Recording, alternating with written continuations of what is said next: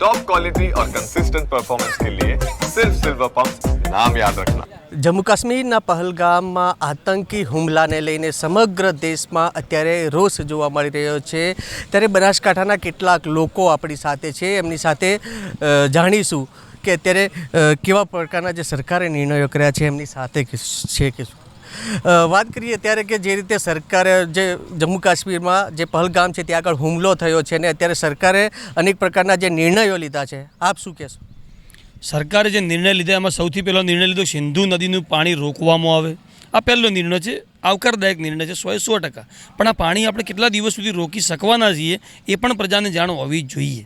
બીજી વાત કરીએ કે દરેક પાકિસ્તાનીને પકડીને આપણે અહીંથી બહાર કાઢવા છે। જેટલા પણ લોકો ઇલીગલ ઇન્ડિયામાં રહે છે એને પકડીને બહાર કાઢવા છે, એમની સાથે વેપાર ધંધો આપણે બંધ કરવો છે। પણ ક્યાંક ને ક્યાંક આ બધી વસ્તુઓ આની પહેલાં પુલવામા વખતે પણ થઈ હતી, એના પછી ફરી પાણી છોડ્યું હતું કોણે?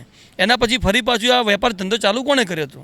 જે કરો એકવાર કરો, પૂરું કરો। પાકિસ્તાનને રોજ સવાર પણ પાકિસ્તાન આમ કરે, પાકિસ્તાન તેમ કરે, એકવારમાં એને પૂરું કરો। એક એવો ઇલાજ કરો કે બીજી વાર આ હરામી પાકિસ્તાન, આ હરામી આતંકવાદીઓ દર વખતે આપણા સેનાના જવાનોને મારી નાખે, દર વખતે આપણા નાગરિકોને મારી નાખે, એમના બાપનું રાજ ચાલે છે। હવે તમે મોદી સરકાર છે, તમારા નામથી જ આતંકવાદી આવવા જ ના જોઈએ, એની જગ્યાએ તમારા નાક ઉપર આવીને ગોળીઓ મારી જાય છે। તો આ સરકારની બિલકુલ સરકાર અહીં આગળ ફેલ થઈ છે અને સિક્યુરિટીમાં ફેલ થઈ છે, પણ હવે રિઝલ્ટમાં ફેલ ન થાય એના માટે સરકારે યોગ્ય પગલાં લેવા જ જોઈએ। 26 નિર્દોષ લોકોના જીવ ગયા છે, અત્યારે સરકાર જે કરી રહી છે, આપ શું કહેશો? ચોક્કસ જે પહલગામમાં આતંકીઓએ ધર્મ પૂછીને માર્યા છે હિન્દુઓને, એક અત્યંત સમાજ માટે ખૂબ દુઃખદાયક છે।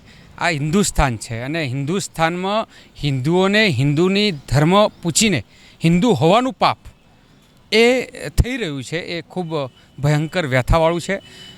ભૂતકાળમાં જોઈએ તો પરંપરા છે, આ વર્ષોથી આપણી શાસ્ત્રોમાં પણ એવું કહ્યું છે કે એ સમયે પણ હવનમાં હાડકાં નાખનાર લોકો હતા, ત્રાસવાદી હતા, એ સમયે બીજા લોકો હતા, આ સમયે એ રાક્ષસો હતા અને આ સમયે આ માનવ સર્જિત રાક્ષસો છે, લોકો છે। તો હું સરકારને એ જ કહું છું કે વારંવાર આ થઈ રહ્યું છે, આપણે કંઈકનું કંઈક એવું કરવું જ પડશે કે કાયમી એને નિકાલ આવે। અને સાથે સાથે હું બીજો વિષય એક મૂકવા માગું છું કે મુસ્લિમ સમાજ આજે હિન્દુને હિન્દુ હોવાથી મારી નાખવામાં આવ્યો હિન્દુસ્તાનમાં, તો મુસ્લિમ સમાજે રોડ ઉપર ઉતરવું પડશે। એક નુપુર શર્માએ સ્ટેટમેન્ટ આપ્યું, આખો મુસ્લિમ સમાજ રોડ ઉપર આવ્યો હતો। આ વખતે મુસ્લિમ સમાજે રોડ ઉપર ઉતરવું જોઈએ ને એમના ઘણા બધા લોકો પૂછે છે કે તમારે કેમ તમારા ઉપર ટાર્ગેટ મૂકવામાં આવે છે? કેટલાક રાજકીય લોકો પણ આમાં ઇન્વોલ્વ થયા અને કહ્યું કે મુસ્લિમ સમાજ ઉપર કેમ ટાર્ગેટ? તો મુસ્લિમ સમાજે બતાવવું પડશે કે હિન્દુસ્તાનમાં હિન્દુઓ સાથે અમે છીએ, આ હુમલાને સખત શબ્દોમાં વખોડીએ છીએ, ભારત પર આ હુમલો ન થાય બીજી વાર ક્યારેય, એના માટે સરકારે ચોક્કસ એમની ભાષામાં જવાબ આપવો પડશે। અને આ જે રાક્ષસો છે એ કાયમી નિકાલ એ જ છે કે એને સફાયો જ જોઈએ। પાકિસ્તાન માટે કાયમી પૂરું જ કરો, એના સિવાય કોઈ રસ્તો આનો દેખાતો નથી। ચોક્કસ હુમલાને લઈને અત્યારે તો જે સરકાર છે સિંધુ નદીનું પાણી પણ બંધ કરવામાં આવ્યું છે, પરંતુ અન્ય પણ અનેક મુદ્દા છે। પાકિસ્તાન વિરુદ્ધ શું કરવું જોઈએ સરકાર? હાલ હા જે સ્થિતિ છે ને, આખો દેશ અને હું તો કહું દેશ અને દુનિયા આપણી સાથે છે, વિરોધ પક્ષો પણ આપણી સાથે છે અને પાકિસ્તાન જોડે તો દુશ્મની બહુ જૂની, વર્ષો જૂની છે।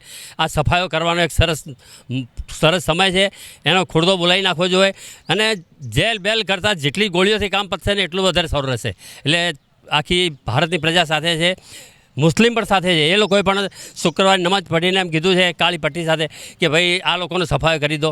તો જો અહીંની પણ 100% પ્રજા સાથે હોય તો આનો વહેલા તકે એનો ખુરદો બોલાવી જોઈએ અને જેટલા લોકો જો દેશ માટે જીવશે એમને જ લોકો યાદ કરશે, જે ડરી અને પોતાના સ્વાર્થે મરી જશે ને એમને તો ઘરવાળા બી યાદ કરતા નથી। એટલે હું કહું છું સરસ સમય છે, એનો કામ જ પતાવી દો।